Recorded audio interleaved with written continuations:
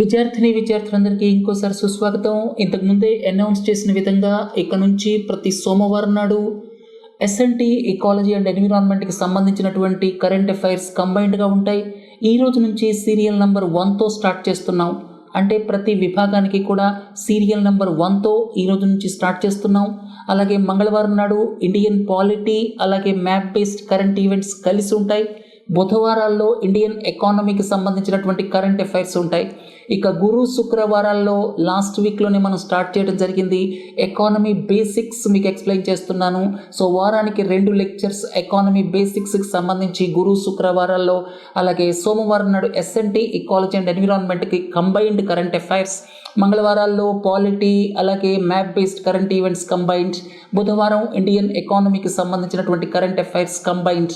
ఇట్లా సోమవారం నుంచి శుక్రవారం దాకా మనం వేరియస్ మాడ్యూల్స్ ఇక్కడ నుంచి ప్రజెంట్ చేయబోతున్నాం. అలాగే 1400 క్వశ్చన్స్ లాస్ట్ వీక్తో కంప్లీట్ అయ్యాయి. 1000 క్వశ్చన్స్ ఆల్రెడీ కంబైన్డ్ పీడిఎఫ్స్గా ఏప్రిల్ 29వ తేదీ నుంచి అప్లోడ్ చేయడం జరిగింది. అలాగే 1001 నుంచి అంటే 1000 నుంచి 1400 దాకా ఆ 400 క్వశ్చన్స్కి సంబంధించినటువంటి కంబైన్డ్ పీడిఎఫ్స్ డొమైన్ వైజ్ ఈ రోజు నుంచి అప్లోడ్ చేస్తున్నాం. కింద లింక్ ఇవ్వటం జరిగింది. డిస్క్రిప్షన్లో 2 లింక్స్ ఉన్నాయి. ఒక లింక్ని క్లిక్ చేస్తే మీకు సైన్స్ అండ్ టెక్నాలజీకి సంబంధించినటువంటి ఇష్యూస్ డౌన్లోడ్ అవుతాయి. రెండో లింక్ ద్వారా ecology and environment. So 2 links ఈ వీడియో కింద ఇవ్వబడ్డాయి డిస్క్రిప్షన్లో. అర్థమైంది కదా. అలాగే ఈ రోజు నుంచి సీరియల్ నెంబర్ 1తో స్టార్ట్ చేస్తున్నాం.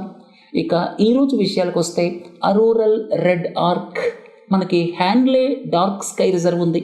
అక్కడి నుంచి చూస్తే ఆకాశంలో మంచి అందమైనటువంటి రెడ్ ఆర్క్ కనపడింది. అసలు ఇవన్నీ కూడా పోల్స్కి దగ్గరలో కనపడుతూ ఉంటాయి. మీ అందరికీ తెలుసు అరోరా బొరియాలిస్ నార్త్ పోల్కి దగ్గరలో, అరోరా ఆస్ట్రాలిస్ సౌత్ పోల్ దగ్గరలో. ఇది రెగ్యులర్ ఫినామినా. అయితే ఇక్కడ హ్యాండ్లే డార్క్ స్కై రిజర్వ్ నుంచి చూసినప్పుడు ఇలాంటి స్టేబుల్ అరోరల్ రెడ్ ఆర్క్ కనబడటానికి కారణం ఏమిటి? ఈ సందర్భంగా అసలు సోలార్ విండ్ అంటే ఏమిటి, అలాగే సన్ స్పాట్స్ అంటే ఏమిటి, సోలార్ ఫ్లేర్స్ అంటే ఏమిటి, కరోనల్ మాస్ ఎజెక్షన్స్ అంటే ఏమిటి, వీటన్నిటి గురించి మీకు ఎక్స్ప్లెయిన్ చేస్తాను. సరే, సూర్యుడి గురించి 2 మిస్టరీస్ ఇప్పటికీ ఉన్నాయి. ఆ మిస్టరీస్ ఎవరికి అర్థం కావటం లేదు. ఇలాంటి మిస్టరీస్ని ఛేదించాలి అన్న ఉద్దేశంతో ఆదిత్య L1 లాంటి వాటిని ఆకాశంలోకి పంపించడం జరుగుతుంది. సో సన్ని కీన్గా అబ్జర్వ్ చేసి ఇలాంటి మిస్టరీస్ ఎందుకని ఉన్నాయి, ఆ మిస్టరీస్ వెనకాల ఉన్నటువంటిది ఏమిటి అనేటువంటిది తేల్చటం కోసం మీకు పార్కర్ సోలార్ ప్రోబ్ కావచ్చు. పార్కర్ సోలార్ ప్రోబ్ అంటే నాసాకి సంబంధించి, అలాగే మన దేశం ఆదిత్య L1ని కూడా ప్రయోగించింది. సరే, సన్కి సంబంధించి ఆ 2 మిస్టరీస్ ఏమిటి? ఒకటి ఏంటంటే సన్కి సంబంధించి అవుటర్ సర్ఫేస్ ఏమిటి? అది ఫోటోస్ఫియర్. ఫోటోస్ఫియర్ టెంపరేచర్ ఎంత? ఫోటోస్ఫియర్ టెంపరేచర్ 6000 డిగ్రీల సెల్సియస్. అంటే మీరు ఇక్కడ అవుటర్కి వచ్చేస్తే, అవుటర్ సర్ఫేస్కి వచ్చేస్తే దాన్ని ఫోటోస్ఫియర్ అంటాం. దాని టెంపరేచర్ కేవలం 6000 డిగ్రీ సెల్సియస్. ఆ తర్వాత మీరు బయటకు వచ్చి అట్మాస్ఫియర్కి వచ్చారనుకోండి, అవుటర్ అట్మాస్ఫియర్ని మనం కరోనా అంటాం. కరోనాలో టెంపరేచర్స్ దాదాపుగా 2 మిలియన్ డిగ్రీస్ సెల్సియస్ దాకా వెళ్తాయన్నమాట. సర్ఫేస్ టెంపరేచర్, ఫోటోస్ఫియర్ టెంపరేచర్ ఏమో కేవలం 6000 డిగ్రీల సెల్సియస్. కానీ అవుటర్ అట్మాస్ఫియర్ టెంపరేచర్ ఏమో 2 మిలియన్ డిగ్రీల సెల్సియస్ దాకా ఉంది కరోనాలో. అసలు దీనికి కారణం ఏమిటి? ఇక రెండో మిస్టరీ ఏంటంటే సన్ స్పాట్స్ ఫామ్ అవుతూ ఉంటాయి. డార్క్ స్పాట్స్ అంటాం సన్ మీద. అవి సోలార్ సైకిల్ని బట్టి మారుతూ ఉంటాయి.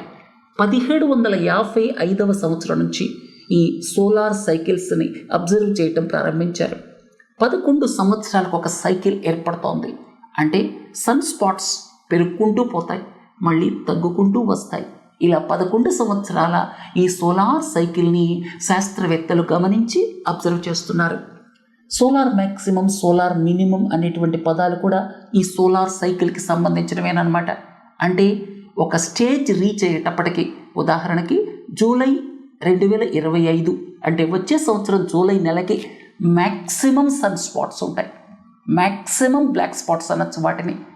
అసలు ఈ సన్ స్పాట్స్ ఏమిటనే తర్వాత చెప్తాను. సో ఈ సన్ స్పాట్స్ అనేటువంటివి యూనిఫామ్గా ఉండవు. ఇక్కడ చూడండి, ఇది సన్ స్పాట్ అనమాట, బ్లాక్గా కనిపిస్తోంది. ఇవి యూనిఫామ్గా ఉండవు, ఒక్కొక్కసారి బాగా పెరిగిపోతాయి, ఒక్కొక్కసారి తగ్గుతాయి. తగ్గినప్పుడు సోలార్ మినిమం అంటారు. సోలార్ మ్యాక్సిమం సన్ స్పాట్స్ పెరిగినప్పుడు ఇది 11 సంవత్సరాల solar cycle. Solar maximum, solar minimum. ఎక్కువ సన్ స్పాట్స్ ఉంటే దాన్ని సోలార్ మ్యాక్సిమం అంటాం, తక్కువ సన్ స్పాట్స్ ఉంటే సోలార్ మినిమం అంటాం. ఇక రెండో మిస్టరీ ఏంటంటే, ఈ సన్ స్పాట్స్ ద్వారా, బ్లాక్ స్పాట్స్ ద్వారా ఎందుకని సోలార్ ఫ్లేర్స్ ఏర్పడుతూ ఉంటాయి, ఎందుకని కరోనల్ మాస్ ఎజెక్షన్స్ ఏర్పడుతూ ఉంటాయి, ఇది కూడా ఒక మిస్టరీ అన్నమాట. అర్థమైంది కదా, రెండు మిస్టరీలు. ఫోటోస్ఫియర్ టెంపరేచర్ ఏమో అంటే అవుటర్ సర్ఫేస్ టెంపరేచర్ సన్కి 6000 డిగ్రీల సెల్సియస్ ఉంటాయి. అవుటర్ అట్మాస్ఫియర్కి వెళ్తే, కరోనాకి వెళ్తే దాదాపు 2 మిలియన్ డిగ్రీ సెల్సియస్ దాకా ఉంది. ఇది ఒక మిస్టరీ. అయితే ఈ బ్లాక్ స్పాట్స్ ఎందుకు పెరుగుతూ ఉంటాయి, ఎందుకు తరుగుతూ ఉంటాయి, అవి సోలార్ ఫ్లేర్స్ని, కరోనల్ మాస్ ఎజెక్షన్స్ని ఎందుకు మన మీదకి విసురుతూ ఉంటాయి అనేటువంటిది ఇప్పటికీ అర్థం కాని ప్రశ్న. ఒక్క సన్కే కాదు, మిగతా స్టార్స్కి కూడా ఇలాంటి ఫినామినాస్ ఉన్నాయి. అర్థమైంది కదా. ఇక సోలార్ ఫినామినా ఏదైతే ఉందో దాని మూలంగానే మనకి రెడ్ ఆర్క్ కావచ్చు, బ్లూ ఆర్క్ కావచ్చు, అరోరా బొరియాలిస్ కావచ్చు, అరోరా ఆస్ట్రాలిస్ కావచ్చు, ఇవన్నీ ఏర్పడుతూ ఉంటాయి.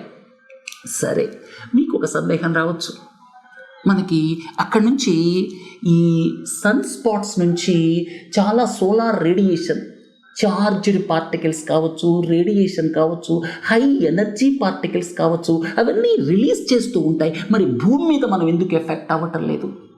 భూమి మీద మనం ఎందుకు ఎఫెక్ట్ అవ్వటం లేదంటే దానికి ప్రధాన కారణం అట్మాస్ఫియర్. అట్మాస్ఫియర్ అంటే ముఖ్యంగా అయనోస్ఫియర్ ఉంది. మీ అందరికీ తెలుసు, 80 కిలోమీటర్ల హైట్ నుంచి మనం పైకి వెళితే, 80 కిలోమీటర్ల హైట్ నుంచి దాదాపు 600-700 కిలోమీటర్ల హైట్ దాకా ఉన్నటువంటి దాన్ని అయనోస్ఫియర్ అంటాం. అక్కడ నుంచి వచ్చేటువంటి హై ఎనర్జీ రేడియేషన్ని ఆ లేయర్ అబ్జార్బ్ చేసి అక్కడ యాటమ్స్, మాలిక్యూల్స్ కాస్త అయాన్స్ లాగా మారిపోతాయి. అయాన్స్ అంటే మీ అందరికీ తెలుసు, ఎలక్ట్రాన్స్ కావచ్చు, అలాగే చార్జ్డ్ పార్టికల్స్. ఒక యాటమ్ నుంచి ఒక ఎలక్ట్రాన్ వెళ్ళిపోయిందనుకోండి, అది అయాన్ అయిపోతుంది. అంటే దానికి ఎలక్ట్రిక్ ఛార్జ్ ఉంటుంది. యాటమ్కి ఎలక్ట్రిక్ ఛార్జ్ ఉండదు, కానీ అయాన్స్కి ఎలక్ట్రిక్ ఛార్జ్ ఉంటుందన్నమాట. పాజిటివ్ కావచ్చు, నెగిటివ్ కావచ్చు. కాబట్టి మనకి అక్కడి నుంచి వచ్చేటువంటి high energy radiation, ultra high energy radiation, x-rays, severe x-rays, వాటన్నిటిని అబ్జార్బ్ చేసేటువంటిది మన అట్మాస్ఫియర్లో ఉన్నటువంటి అయనోస్ఫియర్ అనేటువంటి లేయర్ అనమాట. కింద నుంచి మీ అందరికీ తెలుసు ట్రోపోస్ఫియర్, తర్వాత స్ట్రాటోస్ఫియర్, తర్వాత మెసోస్ఫియర్, థర్మోస్ఫియర్, ఆ తర్వాత ఎక్సోస్ఫియర్. ఇక మెసోస్ఫియర్, థర్మోస్ఫియర్, ఎక్సోస్ఫియర్, ఈ మూడింటి భాగం అయనోస్ఫియర్ అని చెప్పచ్చు. అయనోస్ఫియర్ అనేటువంటిది అక్కడ మనకి పైనుంచి వచ్చేటువంటి అల్ట్రా హై రేడియేషన్ ఏదైతే ఉందో, ఎక్స్రే రేడియేషన్ ఏదైతే ఉందో, వాటన్నిటి మూలంగా అక్కడ మనకి చార్జ్డ్ పార్టికల్స్ ఉంటాయి, అయాన్స్ ఉంటాయి. అందుకే దాన్ని అయనోస్ఫియర్ అంటామన్నమాట. కాబట్టి మనకి ఈ యొక్క సోలార్ పార్టికల్స్ నుంచి కావచ్చు, సోలార్ చార్జ్డ్ పార్టికల్స్ నుంచి కావచ్చు, మనం ప్రొటెక్ట్ కాగలుగుతున్నాము అంటే ప్రధాన కారణం అట్మాస్ఫియర్, ముఖ్యంగా అయనోస్ఫియర్. రెండోది ఏంటంటే మ్యాగ్నెటోస్ఫియర్. మీ అందరికీ తెలుసు, పోల్స్ నుంచి మొదలెట్టి మ్యాగ్నెటిక్ లైన్స్ ఉంటాయి. ఆ మ్యాగ్నెటోస్ఫియర్ ఏదైతే ఉందో అది మనని ఈ జియో మ్యాగ్నెటిక్ స్టార్మ్స్ అంటే సోలార్ స్టార్మ్స్ నుంచి కాపాడుతూ ఉంటుందన్నమాట. సో మనకి సన్ నుంచి వచ్చేటువంటి ఈ అబ్నార్మల్ యాక్టివిటీ కావచ్చు, నార్మల్ యాక్టివిటీ, సోలార్ వీటంటే నార్మల్ యాక్టివిటీ అనమాట. ఇలాంటి వాటి నుంచి మనని ప్రొటెక్ట్ చేస్తున్నటువంటిది ఏమిటి అంటే, ఒకటి అట్మాస్ఫియర్, రెండోది మ్యాగ్నెటోస్ఫియర్. ఈ విషయాన్ని గుర్తుపెట్టుకోండి. అయినప్పటికీ కూడా అది మరీ ఎక్కువైపోయిందనుకోండి, అంటే అక్కడి నుంచి వచ్చేటువంటి సోలార్ స్టార్మ్ అంటే సోలార్ ఫ్లేర్స్ కావచ్చు, కరోనల్ మాస్ ఎజెక్షన్స్ కావచ్చు, ఒక స్థాయిని మించి ఉన్నప్పుడు ఈ మ్యాగ్నెటోస్ఫియర్ కూడా మనని ప్రొటెక్ట్ చేయలేదు. అప్పుడు మన భూమి మీద ఉన్నటువంటి రకరకాల ఇన్స్టలేషన్స్ ఎఫెక్ట్ అవ్వచ్చు, మన ఎలక్ట్రిసిటీ గ్రిడ్స్ ఎఫెక్ట్ అవ్వచ్చు, అలాగే under water pipe lines effect అవ్వచ్చు, ఇట్లా రకరకాల కమ్యూనికేషన్ సిస్టమ్స్, అలాగే ఆస్ట్రోనాట్స్ ఎఫెక్ట్ అవ్వచ్చు, అలాగే మన శాటిలైట్స్ ఎఫెక్ట్ అవ్వచ్చు. అర్థమైంది కదా. సో ఇప్పుడు ఇక్కడ ముఖ్యమైన విషయం ఏంటంటే సన్కి సంబంధించిన మిస్టరీస్. సరే, ఈ మధ్య వచ్చిన వార్త ఏమిటి? హ్యాన్లే డార్క్ స్కై రిజర్వ్ హ్యాన్లే. మీ అందరికీ తెలుసు డార్క్ స్కై ఇంటర్నేషనల్ అని చెప్పి ఒక నాన్ గవర్నమెంటల్ ఆర్గనైజేషన్ ఉంది. అది డార్క్ స్కై రిజర్వ్స్ని అనౌన్స్ చేస్తూ ఉంటుంది. మన దేశానికి సంబంధించి లడఖ్లో ఉన్నటువంటి హ్యాండ్లే డార్క్ స్కై రిజర్వ్, అది దాదాపుగా 4500 మీటర్లు, 4.5 కిలోమీటర్ల హైట్లో ఉంది లడాక్ రీజియన్లో. అక్కడ లైట్ పొల్యూషన్ తక్కువగా ఉంటుంది. అక్కడ నుంచి వీళ్ళు టెలిస్కోప్స్ ద్వారా చూసినప్పుడు చక్కటి రెడ్ ఆర్క్ కనపడిందనమాట.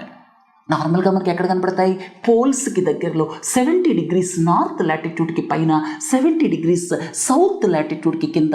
మీ అందరికీ తెలుసు, పైన అయితేనేమో అరోరా బొరియాలిస్ అంటాం, కింద అయితేనేమో అరోరా ఆస్ట్రాలిస్ అంటాం. ఇది జనరల్గా జరిగేదే.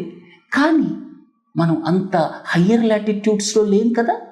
ఇప్పుడు మనకి హ్యాండ్లే అంటే ఏ లాటిట్యూడ్స్లో ఉంటుంది? 30-40 ఆ రేంజ్లోనే కదా అది ఉండేది. సో అలాంటప్పుడు ఇక్కడ ఎందుకు కనపడ్డాయి అంటే సన్ నుంచి సోలార్ ఫ్లేర్ కావచ్చు, కరోనల్ మాస్ ఎజెక్షన్స్ కావచ్చు, అవన్నీ బాగా స్ట్రాంగ్గా వచ్చేసాయి అన్నమాట. అసలు మీకు ఇదంతా ఇంకా క్లియర్గా చూడండి. ఇలాంటివన్నీ కూడా మనం చూస్తూ ఉంటాం. ఎక్కడ? పైన కింద పోల్స్ దగ్గర మొన్న కనిపించింది ఇలాంటి రెడ్ ఆర్క్ అనమాట. హ్యాండ్లే రిజర్వ్ దగ్గర కొన్ని రెడ్గా ఉంటాయి, కొన్ని బ్లూగా ఉంటాయి, కొన్ని గ్రీన్గా ఉంటాయి. అదేంటంటే అట్మాస్ఫియర్లో ఉన్నటువంటి ఆక్సిజన్ తోటి లేకపోతే నైట్రోజన్ తోటి ఆ వచ్చినటువంటి హై ఎనర్జీ రేడియేషన్ దేనితోటి రియాక్ట్ అవుతుంది అనేటువంటి దాని మీద ఈ కలర్స్ ఆధారపడి ఉంటాయి. సరే, అసలు ఏం జరుగుతుంది సన్ నుంచి మీకు ఈ పిక్చర్ ద్వారా క్లియర్గా ఎక్స్ప్లెయిన్ చేస్తాను. ఈ బయటంతా కూడా కరోనా అని చెప్పాను కదా. అవుటర్ అట్మాస్ఫియర్ అంతా కరోనా, అవుటర్ అట్మాస్ఫియర్ అంతా కరోనా. కరోనా నుంచి నిత్యం రెగ్యులర్గా outer atmosphere corona temperature 2 million degree Celsius ఉంటుంది.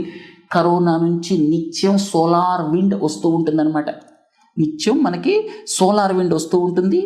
ఆ సోలార్ విండ్ అనేటువంటిది ఏంటంటే మీకు చార్జ్డ్ పార్టికల్స్ అనమాట. అవి చార్జ్డ్ పార్టికల్స్.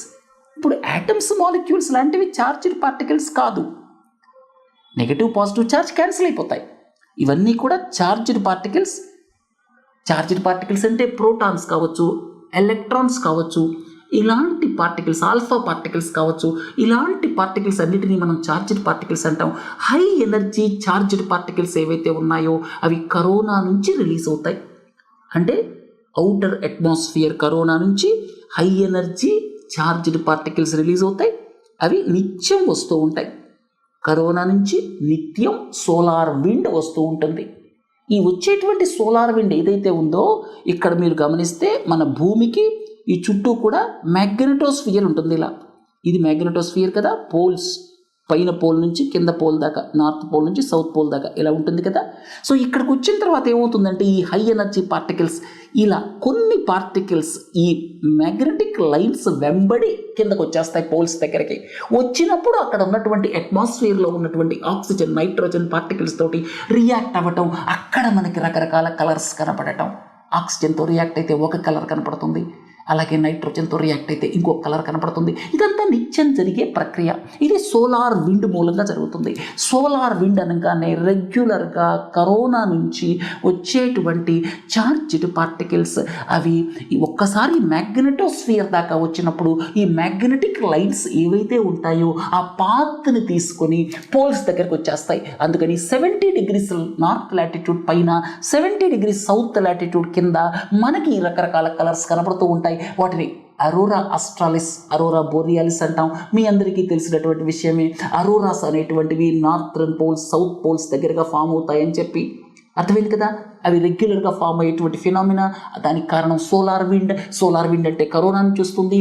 దీని సోలార్ విండ్ ఏదైతే ఉందో అవన్నీ చార్జ్డ్ పార్టికల్స్. తర్వాత ఇక రెండోది ఏంటి? ఒకటి చెప్పేశాను, రెగ్యులర్గా జరిగే ప్రక్రియ చెప్పేశాను. ఇక రెండోది ఏంటంటే మీకు ఈ సన్ స్పాట్స్ ఉన్నాయి. మీకు ఇంతకుముందే చెప్పాను, సన్ స్పాట్స్ అనేటువంటివి మారుతూ ఉంటాయి. సోలార్ మ్యాక్సిమంలో ఎక్కువ ఉంటాయి, సోలార్ మినిమంలో తక్కువ ఉంటాయి. అసలు ఈ సన్ స్పాట్స్ ఎందుకు ఏర్పడతాయంటే ఈ సన్ లోపల మ్యాగ్నెటిక్ లైన్స్ ఏవైతే ఉంటాయో, సన్ లోపల ఉండేటువంటి మ్యాగ్నెటిక్ ఫీల్డ్ అది రీఓరియంట్ చేసుకుంటుంది, రీఆర్గనైజ్ చేసుకుంటుంది. లోపల ఉన్న మ్యాగ్నెటిక్ ఫీల్డ్లో చేంజెస్ వస్తాయి. ఆ చేంజెస్ వచ్చినప్పుడు ఆ మ్యాగ్నెటిక్ ఫీల్డ్ ఏదైతే ఉందో అది హీట్ లైట్ ఎనర్జీగా కన్వర్ట్ అయిపోతుంది.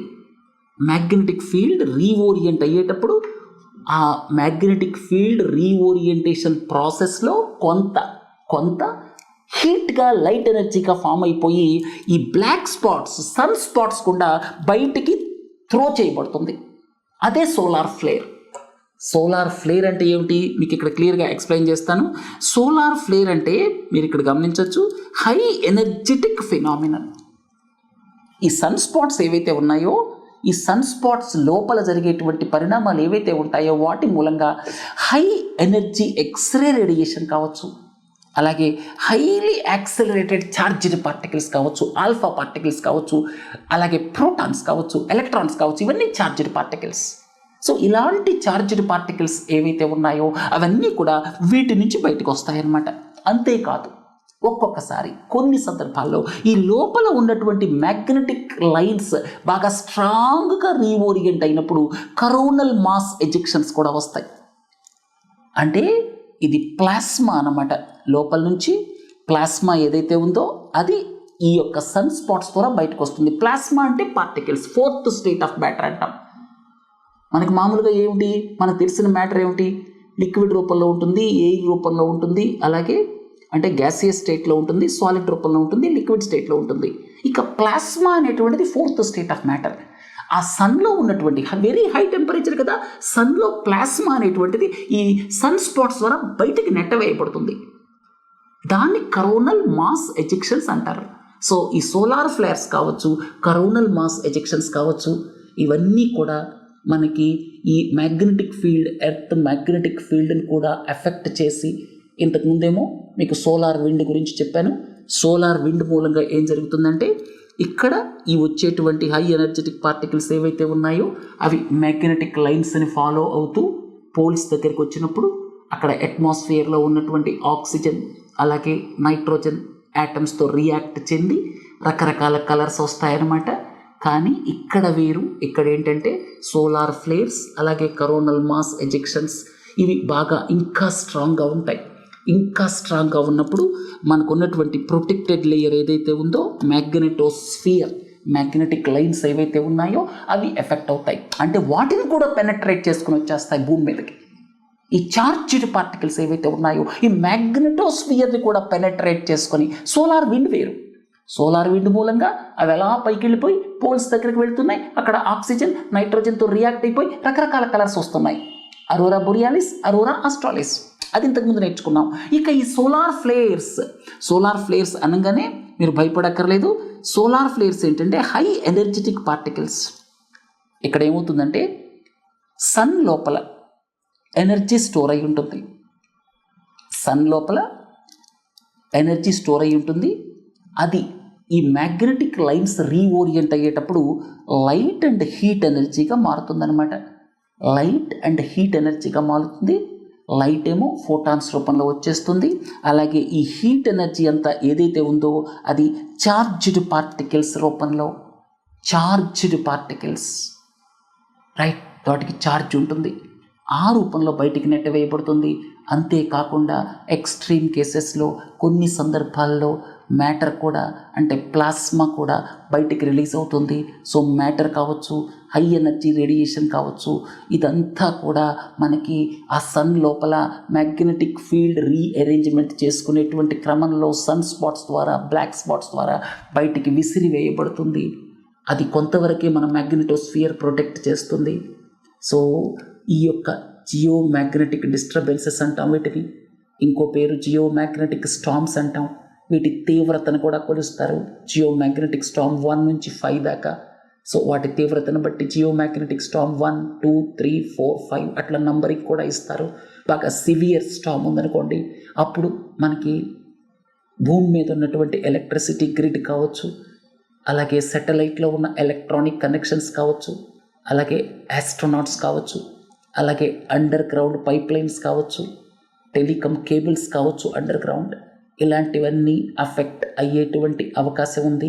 ఎందుకంటే ఇవన్నీ కూడా భూమి మీదకి వచ్చేటువంటి చార్జ్డ్ పార్టికల్స్.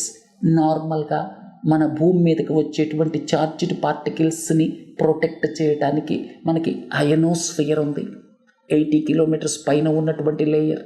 అది నార్మల్గా మనని ప్రొటెక్ట్ చేస్తుంది. అలాగే మ్యాగ్నెటోస్ఫియర్, ఏదైనా సరే హై ఎనర్జీ రేడియేషన్ వచ్చినప్పుడు నార్మల్గా ఆ మ్యాగ్నెటిక్ లైన్స్ని ఫాలో అయిపోయి ఆ పైన ఉన్నటువంటి హయ్యర్ లాటిట్యూడ్స్ దగ్గరికి వెళ్ళి అక్కడ ఉన్న గ్యాసెస్తో ఇంటరాక్ట్ అయ్యి రకరకాల కలర్స్ వస్తాయి. కానీ మనకున్నటువంటి మ్యాగ్నెటోస్ఫియర్ కూడా ఒక్కొక్కసారి ప్రొటెక్ట్ చేయలేదు. ఈ హై ఎనర్జీ రేడియేషన్ ఎక్కువైపోతాయి. అది సోలార్ ఫ్లేర్ అలాగే కరోనల్ మాస్ ఎజెక్షన్స్ యొక్క ఇంటెన్సిటీని బట్టి ఆధారపడి ఉంటుంది. 2025వ సంవత్సరంలో జూలైలో సోలార్ మ్యాక్సిమం రీచ్ అవుతాం. అంతేకాకుండా ఈ ఏదైతే మనకి solar flares, coronal mass ejections ఉన్నాయో వాటి తీవ్రత ఒక స్టేజ్ని దాటినప్పుడు మనకు ఉన్నటువంటి మ్యాగ్నెటోస్ఫియర్ ఉంది కదా, లైన్స్ ఉన్నాయి కదా, అవి కూడా ఎఫెక్ట్ అయిపోయి మనకి లోయర్ లాటిట్యూడ్స్లో కూడా 40 degrees 50 degrees లాంటి లోయర్ లాటిట్యూడ్స్లో కూడా అట్మాస్ఫియర్తో రియాక్షన్స్ జరగచ్చు. ఆ చార్జ్డ్ పార్టికల్స్కి అట్మాస్ఫియర్లో ఉన్న నైట్రోజన్కి, ఆక్సిజన్కి వాటికి రియాక్షన్స్ జరిగినప్పుడు అప్పుడు ఏం జరుగుతుందంటే ఇలాంటి అరోరల్ రెడ్ ఆర్క్, మనం హ్యాన్లే ఈ డార్క్ స్కై రిజర్వ్ నుంచి చూసాం కదా, అక్కడ నుంచి చూసినప్పుడు మనకి ఏదైతే కనిపించిందో అది లోయర్ లాటిట్యూడ్స్లో కనిపించింది. దానికి కారణం ఏంటంటే చాలా పెద్ద జియో మ్యాగ్నెటిక్ స్టార్మ్ అనమాట. అది అర్థమైంది కదా. సరే, ఇవన్నీ మీకు ఎక్స్ప్లెయిన్ చేశాను. మిగతావన్నీ పీపీటీస్లో ఉన్నాయి, చదవండి. ఇక రేపటి module polity come maps based అనమాట. చాలా ఇంట్రెస్టింగ్గా ఉంటుంది. ఇంటర్నేషనల్ ఈవెంట్స్ ముఖ్యంగా మ్యాప్స్తో పాటు మీకు ఎక్స్ప్లెయిన్ చేస్తే చాలా క్లియర్గా అర్థమవుతాయి. అలాగే బుధవారం నాడు ఇండియన్ ఎకానమీకి సంబంధించినటువంటి కరెంట్ అఫైర్స్ కొంచెం డెప్త్కి నేర్చుకుందాం. అలాగే గురు శుక్రవారాల్లో ఎకానమీ బేసిక్స్. సరే, ఈరోజు ఇంతకుముందే చెప్పాను కదా, పీడిఎఫ్స్ 1000 నుంచి 1400 దాకా ఎస్ఎన్టీ ఎకాలజీ, ఆ 2 పీడిఎఫ్స్ ఈరోజు అప్లోడ్ చేస్తున్నాం. రేపు పాలిటీ రిలేటెడ్ మాడ్యూల్తో పాటుగా పాలిటీ అలాగే మిస్సిలినియస్, ఆ 2 కంబైన్డ్ పీడిఎఫ్స్ అప్లోడ్ చేస్తున్నాం. ఎల్లుండి అంటే మే 22వ తేదీన ఎకానమీకి సంబంధించినటువంటి కంబైన్డ్ పీడిఎఫ్ డిస్క్రిప్షన్లో లింక్స్ ఉంటాయి, వాటి ద్వారా మీరు యాక్సెస్ చేయొచ్చు అనమాట. సరే, ఈరోజు లెక్చర్ని ఇంతటితో ముగిద్దాం. మళ్ళీ కలుద్దాం. నమస్తే.